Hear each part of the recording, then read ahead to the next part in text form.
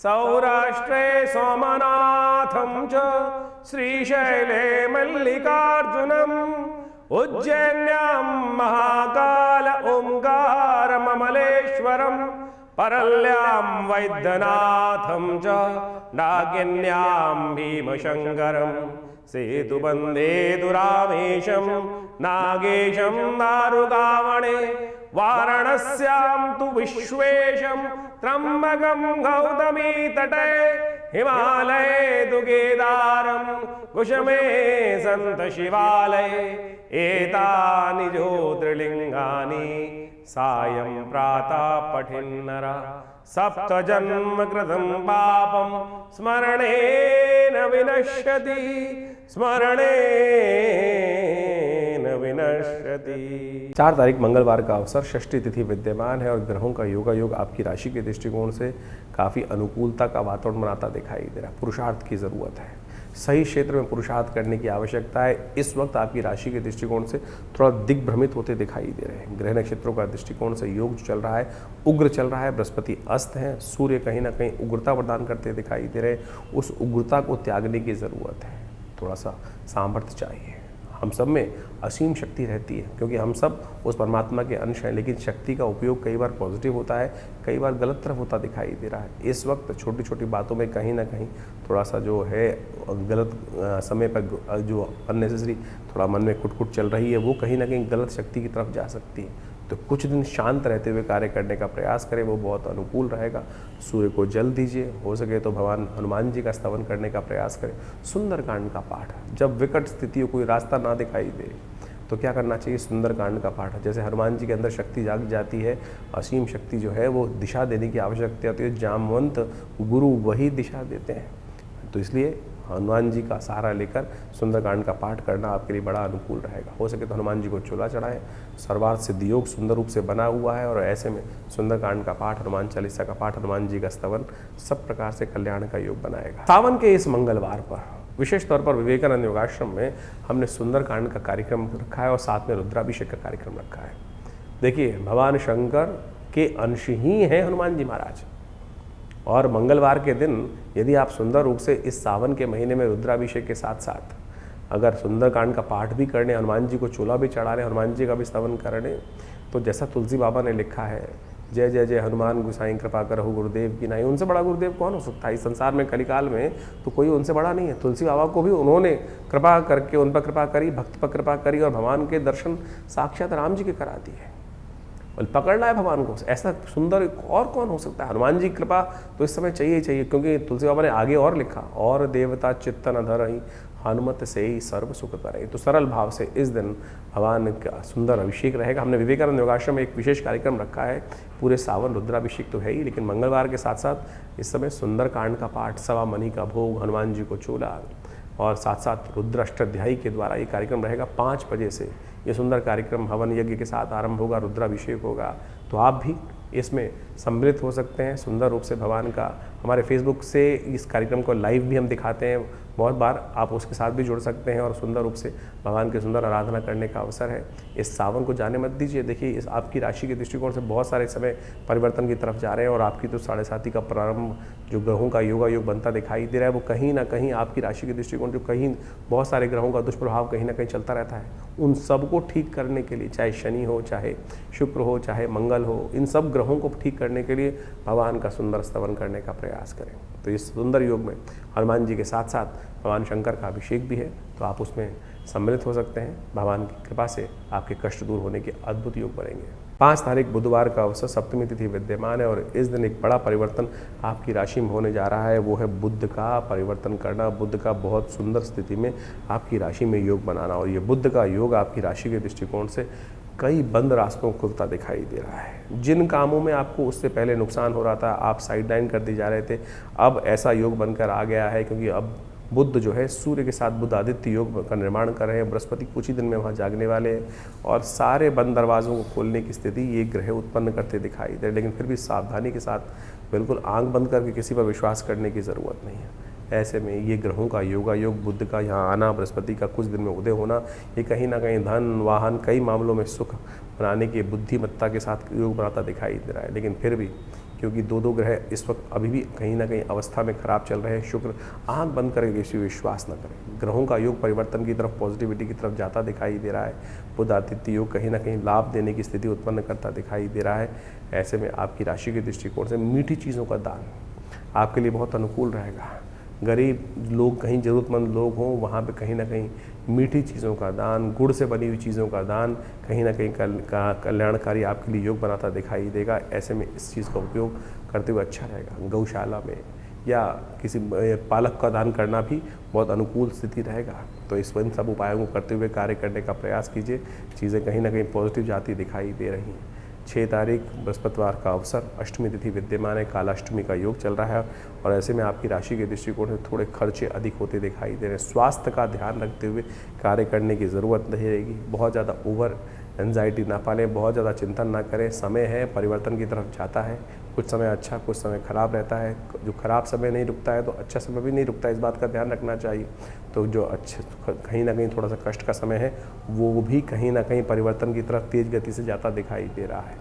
बृहस्पतिवार का अवसर है, पीले रंग का उपयोग करें। हो सके तो माथे पर केसर का तिलक धारण करने का प्रयास करें। भगवान शंकर का केसर युक्त जल से अभिषेक करना बहुत कल्याणकारी योग आपके लिए बनाता दिखाई देगा। 7 तारीख शुक्रवार का अवसर, नौमी तिथि विद्यमान है और इस दिन आपकी राशि में परिवर्तन का योग अच्छा बन रहा है। चंद्रमा इस दिन उच्च के हो रहे हैं और आपकी राशि के दृष्टिकोण से कीर्ति का योग बनाते दिखाई दे रहे हैं। जिन मामलों में थोड़ी सी कहीं ना कहीं नेगेटिव बैकफुट पर रहकर काम करना पड़ रहा था, उन्हीं मामलों में अब पुनः आपको एक बार विजय के योग बहुत तेज़ गति से बनाते दिखाई दे रहे हैं। आने वाले 48 घंटों में कहीं ना कहीं पॉजिटिव योग कहीं ना कहीं आपको महत्वपूर्ण लाभ देने की स्थिति को उत्पन्न करता दिखाई दे रहा है।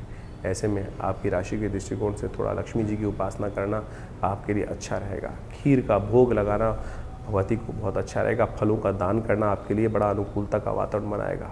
8 तारीख शनिवार का अवसर, दशमी तिथि विद्यमान है और शनि का खेल इस वक्त थोड़ा बढ़ता दिखाई दे रहा है। शनि महाराज आपकी राशि के दृष्टिकोण से स्वयं वक्री अवस्था में चल रहे हैं, लेकिन साथ साथ आपकी राशि के लग्नेश भी हैं और लेकिन बुध को और साथ साथ बृहस्पति दोनों के दोनों उन्हीं के नक्षत्र में फंसते दिखाई दे रहे हैं। तो आलस्य ना कीजिएगा।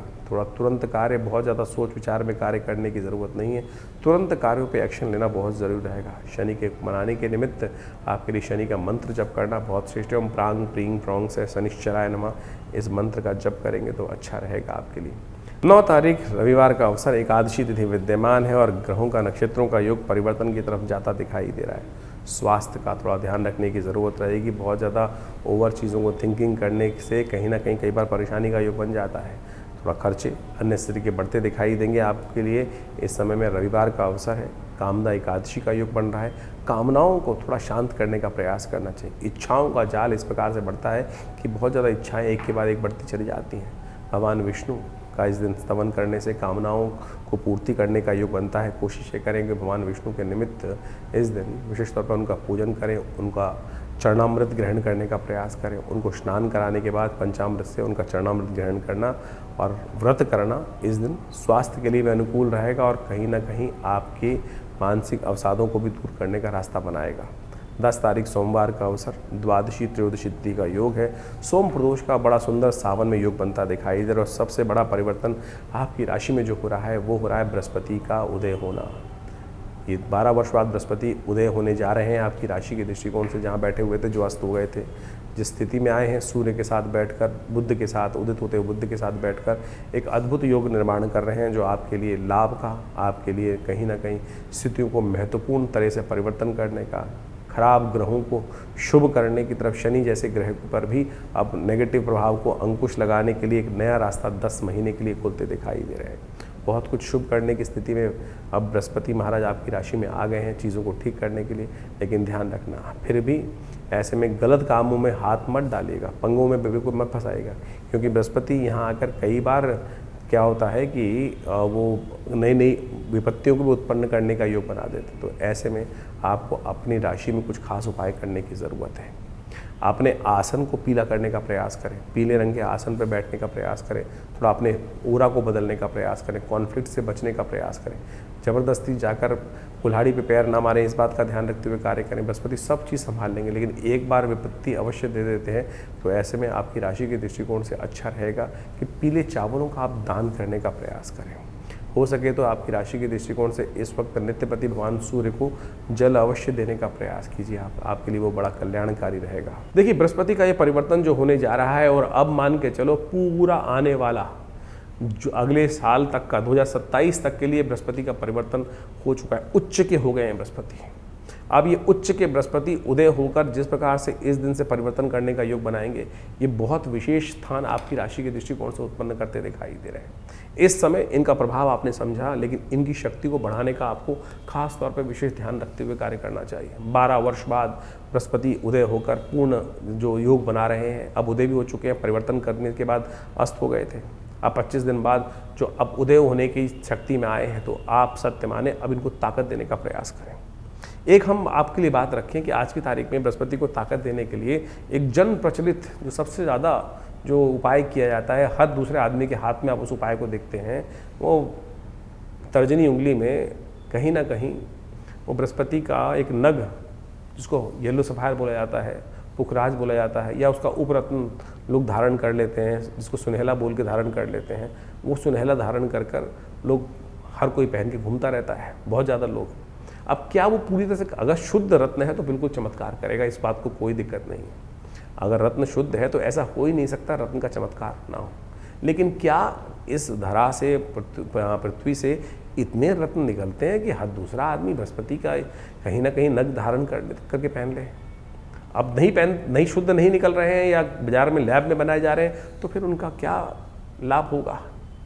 आप केवल दिल बहलाने के लिए, अपने मन को बहलाने के लिए किसी व्यक्ति की बात सुनकर आप धारण कर लें, तो आपको लगे तो अच्छा है, तो नहीं तो फिर वो तो कहीं ना कहीं मानसिक तौर पर कहीं ना कहीं भ्रांति उत्पन्न करने का योग बनाएगा। अरे बहुत सरल उपाय है ना। हम इस बात को ध्यान ना, बृहस्पति 12 वर्ष बाद आपकी राशि के दृष्टिकोण से इतना सुंदर योग बन के आया है, उसकी थोड़ी बहुत दोषों को दूर करने के लिए आप कोशिश ये करें, हल्दी से स्नान करें नित्यप्रति, हल्दी का तिलक अपने माथे पे लगाने का प्रयास करें। वैसे तो आमतौर पे बहुत सारे बड़े ज्योतिषी जो हैं वो केसर की बात करते रहते हैं। बिल्कुल शास्त्रोक्त विधि है, केसर इससे बढ़िया तो औषधि बृहस्पति से हो नहीं सकती है क्या। लेकिन केसर भी इतना मिल रहा है बाजार के अंदर। केसर सरकार की जो रिजल्ट्स हैं, गजट्स हैं, उनमें दिखाया जाता है कि इतना केसर नहीं हो रहा है जो हर कोई केसर बाजार में हर दुकान पे मिल रहा है। सिंथेटिक धागों को काट कर, भुट्टे के बालों को काट कर, रंग कर, या और पता नहीं किस किस चीज़ों को बनाकर डिब्बे में भेज दिया जाता है। अब फिर उपाय कैसे करेगा? ज्योतिष के दृष्टिकोण से तो फिर वो केसर हुआ ही नहीं। तो आप कोशिश ये करें उसके अनुसार से, बृहस्पति का मंत्र जप करो, ओम ग्रांग ग्रीं ग्रौंग से गुरुवे नमः। हिंग लगे ना फिटकरी, रंग चोखा ही होगा। सद्भावना से जिए। ओम छोटा सा मंत्र, ओम ग्रांग ग्रीं ग्रौंग से गुरुवे नमः। इस हल्दी की गांठ को लेकर कोशिश ये कर सकते हैं कि आप थोड़ा जल में डाल दीजिए हल्दी को, और उस हल्दी की गांठ को लेकर, जल को लेकर केले के पेड़ पर हर बृहस्पतिवार के दिन या नित्यपति थोड़ा जल डाल दिया कीजिए।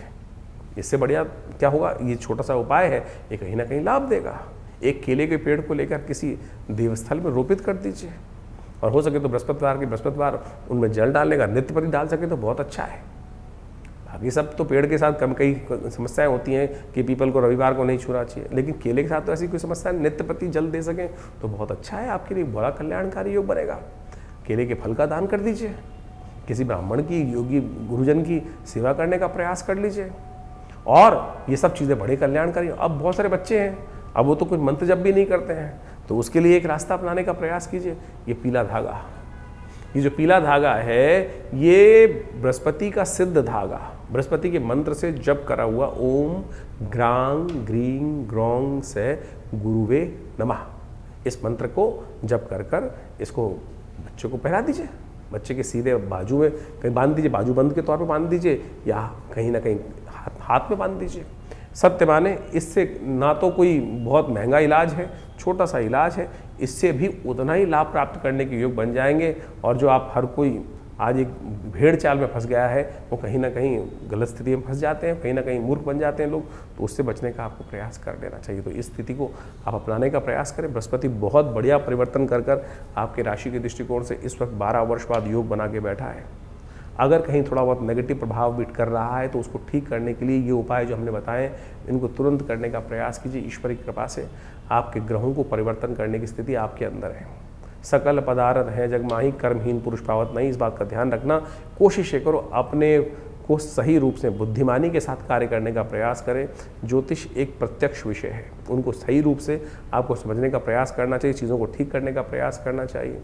तो ऐसे में इन सब चीज़ों को समझकर कार्य करेंगे तो बहुत कल्याणकारी योग आपकी राशि के दृष्टिकोण से अवश्य बनकर तैयार हो रहे हैं। तो आप इन सब चीज़ों को समझकर कार्य करेंगे तो बहुत अच्छा रहेगा। तो अभी आपने अपनी राशियों का प्रभाव समझा, किस प्रकार का ग्रहों का योग बन रहा है और कब कौन से दिन। देखिए, इस सावन के महीने में ग्रहों का योग जो बन रहा है, बड़े सारे ग्रहों का परिवर्तन आपको हमने बताया ही है। इस वक्त आपकी राशि के यदि देखें, आपने राशि के दृष्टिकोण से देखा कि जो शुक्र हैं वो परिवर्तन कर कर बहुत विचित्र स्थिति में जाते दिखाई दे रहे हैं, कमज़ोर होते दिखाई दे रहे हैं। और ये कहीं ना कहीं, और इस बार जो आषाढ़ के महीने में आप देखो तो बृहस्पति भी जो के योग जो बन रहे हैं वो भी 5 बृहस्पति पढ़ते दिखाई दे रहे हैं। और ये 5 बृहस्पति कहीं ना कहीं शुक्र का कहीं ना कहीं इस वक्त कन्या राशि में अकेले होकर बैठना कहीं ना कहीं हानि का योग बनाता है, कहीं ना कहीं अतिवृष्टि के योग बनाते दिखाई दे, जिसके कारण से कहीं ना कहीं संसार में बाढ़ इत्यादि की समस्याएं कुछ ज़्यादा होती दिखाई दे रही हैं। इस वक्त भयावह युद्ध की स्थिति जो बन रही है वो भी आपको सामने दिखाई देता है। कहा जाता है कि जिस महीने में 5 बृहस्पति एक साथ पड़ जाएं वो कहीं ना कहीं अराजकता की स्थिति उत्पन्न करते दिखाई दे रहे हैं। साथ में शनि महाराज इस वक्त लगातार करीब 4.5 महीने के लिए वक्र अवस्था में चल ही रहे। तो ऐसे में ही शनि का वक्री होना और जो बृहस्पति का साथ इस प्रकार का योग बनना, ये कहीं ना कहीं अशांति का वातावरण विश्व में और बढ़ाता दिखाई दे रहा है। देख ही रहे हैं कि मिडिल ईस्ट के अंदर क्या स्थिति इस वक्त भयावह मची हुई है, और ये कहीं ना कहीं पूरे विश्व को अशांत करने के लिए, महंगाई को बढ़ाने के लिए कहीं ना कहीं स्थिति को आपके हाथों से बाहर निकालती दिखाई देगी। तो ऐसे में महंगाई के दर कहीं ना कहीं आने वाले समय में विश्व को अशांत करने के लिए और महंगाई को और बढ़ाने के लिए स्थितियां कहीं ना कहीं विकट होती दिखाई दे ही रही हैं। तो ऐसे में आपको विशेष तौर पर अपने राशि के अनुसार से समझते हुए कौन से खास उपाय आपको करने हैं, कब करने हैं, कैसे करने हैं, वो सारे हमने आपको बताया इस वक्त आपकी राशि के दृष्टिकोण से। इसके साथ साथ सावन का सुंदर महीना चल रहा है। हमारे जीवन को जो भी कष्ट जीवन में आते हैं उन सबको ठीक करने के लिए प्रार्थना एक ऐसा माध्यम है कि यदि हम प्रार्थना का सहारा लें तो समस्त प्रकार से कष्टों को दूर करने के योग विशेष तौर पर बना सकते हैं। सावन का महीना भगवान शिव को प्रसन्न करने का महीना है, और भोलेनाथ एक छोटे से लोटे के जल से ही प्रसन्न हो जाते हैं और समस्त कष्टों को निवृत्ति करने का योग बना देते हैं। भगवान विष्णु जब शैया पर विश्राम के लिए जाते हैं तो संता जो है शिव के हाथ में होती है। तो ऐसे में नित्य प्रति सावन के महीने में कोशिश ये करें कि आप भगवान शंकर पर थोड़ा जल, थोड़ा दूध, थोड़ा जो भी सामग्री आप अर्पित करना चाहे, बोले तो सब कुछ स्वीकार कर लेते हैं। तो जो कुछ श्रद्धा के साथ, विश्वास के साथ आप समर्पण करने का प्रयास करेंगे, बड़ा ही सुंदर रहेगा। ऐसे में हमने नित्यपति विवेकानंद योगाश्रम में पूरे सावन के महीने में भगवान का रुद्राभिषेक सुंदर रूप से रखा है।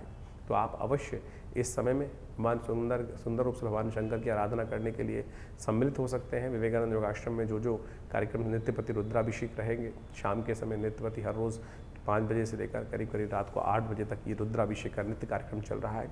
आप उन सब में सम्मिलित होने का, कार्यक्रम में समय निकालने का प्रयास कीजिए, अपने नाम से कराने का प्रयास कीजिए। इसके अलावा जो सावन के सोमवार रहेंगे उसमें विशेष कार्यक्रम भी रहेगा। 10 तारीख को विशेष तौर पर सोमवार का योग पड़ रहा है, साथ में प्रदोष का योग बन रहा है। ऐसे में सोम प्रदोष का ये योग बना है, समस्त अनिष्टों को दूर करने का योग बनता है भगवान शंकर की सुंदर उपासना के लिए। इस दिन कहा जाता है कि भगवान शंकर का अभिषेक जो बड़ी श्रद्धा के साथ करते हैं, ओम नमः शिवाय का जप करते हुए, रुद्र अष्टाध्यायी के द्वारा भगवान का स्तवन करते हुए करते हैं, उनके कई जन्मों के कष्ट दूर करने के योग बन जाते हैं। ये बहुत सुंदर योग है। इस बार तो त्रयोदशी क्षय भी हो रही है, त्रयोदशी क्षय हो रही है, संधि काल बन गया है, और क्षय तिथि में कोई मुहूर्त तो होता नहीं है। भगवान शंकर का सुंदर स्तवन अवश्य इस दिन करने का प्रयास कीजिए। बड़ा सुंदर रुद्राभिषेक का कार्यक्रम आश्रम पे रहेगा ही, आप भी उसमें सम्मिलित हुई जमुनापार विवेकानंद योगाश्रम में। तो आपकी भगवान की कृपा से आपकी मनोकामना सिद्धि करने का सुंदर योग अवश्य बनेगा। ये रुद्राभिषेक जो है वो वैसे तो सुंदर रुद्र अष्टाध्यायी के द्वारा होना चाहिए। लोग जाकर केवल जल चढ़ा देते हैं, और आज की तारीख में कावड़ लोग लेकर भागे आते हैं, और वहाँ जाके केवल 2 मिनट जल चढ़ाने का समय मिलता है। कोशिश ये करें पूर्ण रूप से विधि का पालन करते हुए शुद्ध अवस्था में जाकर भगवान शंकर का स्तवन आप करने का प्रयास कीजिए। सुंदर रूप से मनोकामना सिद्धि का योग बन जाता है। इस संसार में अनेक कथाएं शास्त्र में विद्यमान हैं जो आपकी मनोकामनाओं को पूर्ण करने के योग बनाती है। जीवन में समस्त कष्टों को केवल एक लोटे के जल से ही भगवान शंकर पर डाल दिया जाए तो कष्ट दूर हो जाते हैं। उपनिषद में एक कथा आती है, उपनिषद की कथा है और सत्य रूप से कथा है, मेरे और आपके मति भ्रम को ठीक करने के लिए बताई गई है। एक व्यक्ति था, बड़ा व्यभिचारी था, संसार में हमेशा उसने जो जो गलत काम हो सकते हैं सब किए, जो जो कार्य हो सकते हैं गलत सब करे जीवन में। देव योग से एक दिन बड़ा अजीब सा योग बना, किसी गलत कार्य से उसने पैसे अर्जित किए, नशा भी किया, और किसी नाचने वाली का दर्शन करने के लिए इच्छा से वो जा रहा था। कुछ पान का बीड़ा, कुछ मीठा, कुछ गजरा इत्यादि उसने हाथ में ले रखे थे, और कुछ नशे में भी था। उपनिषद की कथा है, और शास्त्र में मेरे और आपके मति भ्रम को देखने के लिए उपनिषद में ये कथा संतों ने वर्णन करी है। कहा जाता है कि रास्ते में नशे में चलते चलते संध्या वेला हो चुकी थी, रात्रि का समय आप बहुत पास आ गया था, कहीं ठोकर लगी और गिर पड़ा। पता नहीं कितनी देर तक गिर रहा। कहा जाता है भोर हुई, भोर होने के टाइम पर वो मंदिर के कहीं पास ही था, अभी सुबह का समय ही चल रहा था। कहीं ना कहीं देव योग से पता नहीं कौन सा संस्कार जागा, होश आया, सामने उठते ही सामने भगवान शंकर का शिवलिंग दिखाई दिया। नशे में था उस वक्त, उठा, गिरता पड़ता, कहीं ना कहीं भाव जागा। उसने देखा वहाँ जाना था, अरे मुझे तो कहीं जाना था। उसने देखा मिट्टी लग गई फूलों पे, मीठा पान सब थोड़ा धूल में सन गया है। शंकर भगवान का सामने शिवलिंग देखते ही कहीं ना कहीं देव प्रेरणा से करे, अच्छा चलो आज इन्हीं को चढ़ा देते हैं। ना मंत्र आता था, ना कुछ विधि मालूम थी। लड़कते पटकते कहीं ना कहीं वो मंदिर की सीढ़ियों पर पहुंचा, और जाकर उस पान के बीड़े को वहीं भगवान पर अर्पित कर दिया। साथ में जो गजरा था वो भगवान को चढ़ा दिया। जो मंत्र उल्टा सीधा आता था वही भगवान को मंत्र जपते हुए कर दिया। चोट लग चुकी थी, खून बह चुका था बहुत ज़्यादा, वहीं शिवलिंग के ऊपर ही गिर पड़ा, मर गया। अंतकाल के बाद जो आत्मा की गति होती है वो पद्धति मनाई गई, यमराज के समक्ष उपस्थित किया गया। कथा कहती है कि यमराज के समक्ष उपस्थित किया गया उसको, तो यमराज ने कहा चित्रगुप्त बताओ इनके जीवन में क्या कुछ लिखा हुआ है। तो कहा, चित्रगुप्त ने कहा कि महाराज चिरकाल तक नरकादि लोकों में भोगना है इसको, ऐसा लिखा हुआ है। लेकिन एक बहुत खास बात है, 2.5 घड़ी का इंद्रासन इसको प्राप्त है। इस जीवात्मा को 2.5 घड़ी का इंद्रासन प्राप्त हुआ है। उस जीवात्मा की आंख खुल गई, जिस स्थिति में था उसने तो कोई शुभ कार्य कभी किया ही नहीं था। यमराज ने पूछा महाराज कहाँ जाओगे? तो पहले उसने कहा प्रभु मेरी आपसे एक अनुरोध है कि मुझे ये बताया जाए कि मैंने ऐसा कौन सा कार्य किया जिसके कारण से मुझे इंद्रासन मिला है 2.5 घड़ी का। अब जीव है, वहाँ ऐसा तो नहीं, सुनवाई नहीं होती। जो जो आपके मन के संशय हैं यहाँ नहीं ठीक होंगे तो वहाँ तो अवश्य सुनने का रास्ता, जानने का रास्ता हमेशा खुलता है। ऐसा नहीं है कि अंधे कुएं के अंदर फेंक दिया जाता है, बताया जाता है कि भाई तूने ये किया, ऐसे से किया, ऐसे से किया। यदि आप गरुड़ पुराण पढ़ो तो वह सब कुछ वर्णन साफ साफ दिखाया गया है कि हर आत्मा को, हर जीवात्मा को उसके कर्म सब दिखा दिए जाते हैं, पिक्चर की तरह रिकॉर्ड हो जाता है। सब चीज़ें रिकॉर्ड करके दिखा दी जाती हैं कि भाई तूने ये किया था, छुपा के किया था। उस परमात्मा की विधि के आगे कुछ नहीं छुपता। तो बताया गया भाई, चित्रगुप्त ने कहा कि महाराज इन्होंने जीवन पर्यंत कोई भी शुभ कार्य नहीं किया, हमेशा कहीं ना कहीं कत्ल किया, ये गलत किया, चोरी डकैती, जो व्यभिचार हो सकते हैं सब, झूठ बोलना, सब काम किए हैं। लेकिन अंत में मरने से पहले भगवान शंकर को इन्होंने उस तुरीय अवस्था में जाकर एकाग्र चित्त भाव से भगवान के जो समर्पण किया है उसके कारण से, पुण्य योग से इनको 2.5 घड़ी का इंद्रासन प्राप्त हुआ है। तो इंद्र ने कहा भाई, यमराज ने कहा ठीक है महाराज पता चल गया। धर्मराज ने कहा अब बताओ कहाँ जाओगे, पहले इंद्रासन प्राप्त करोगे 2.5 घड़ी का या नरकादि लोक जाना है? तो महाराज पहले इंद्रासन। धर्मराज ने कहा ठीक है तथास्तु, जाओ महाराज, आपका पुण्य है, आपको 2.5 घड़ी का इंद्रासन, उसके बाद आप नरकादि लोक जाइएगा जहाँ जाना है। वहाँ कोई पार्शियलिटी नहीं चलती, किसी का कोई भेद नहीं चलता। जो किया है, जैसा किया है, अवश्यमेव भोक्तव्यम कृतम कर्म शुभाशुभम। उपस्थित किया गया इंद्र के समक्ष और कहा धर्मराज की आज्ञा से इनको 2.5 घड़ी का इंद्रासन प्राप्त हुआ है, आप थोड़ी देर के लिए आप अल्प विराम लें और इनको वहाँ इंद्रासन दिया जाए। व्यवस्था हुई, घोषणा की गई कि इंद्र नए बनने जा रहे हैं पदाधिकारी। इंद्र कभी एक नहीं रहते, समय समय के काल व्यवस्था के अनुसार से बदल दिए जाते हैं इंद्र। और इसीलिए देवासुर संग्राम इत्यादि समस्त जो थे वो ललायित रहते थे। उस इंद्र को हटाकर हम राक्षस जो भी होते, जो भी चाहे रावण रहे चाहे कोई, सब इंद्रासन की ललाहट में, इंद्रासन प्राप्त करने के लिए, स्वर्ग के सुख को प्राप्त करने के लिए, उस पद को प्राप्त करने के लिए, उस सिंहासन को प्राप्त करने के लिए सब कितने कितने युद्ध लड़ते थे। उसको पुण्य के कारण से मिला था। इंद्र हटे वो जो उस वक्त व्यवस्था में थे, और इनका अभिषेक करने के लिए सुंदर व्यवस्था की गई। सबको सूचना दी गई कि महाराज ऐसे ऐसे इंद्र बदलने वाले हैं, बहुत सुंदर राज्य अभिषेक की व्यवस्था होगी, अभिषेक किया जाएगा, सुंदर रूप से नृत्य इत्यादि की सुंदर व्यवस्था रहेगी, आप साय नृत्य करेंगे, पूर्ण व्यवस्था। सबको आमंत्रण जिस प्रकार से किया जाता है, कोई प्रधानमंत्री पद पे, कोई मंत्री पद पे बैठता है तो पूरे समाज को बुलाया जाता है, तो ऐसी ही सुंदर व्यवस्था करने की कार्य कर दिया गया।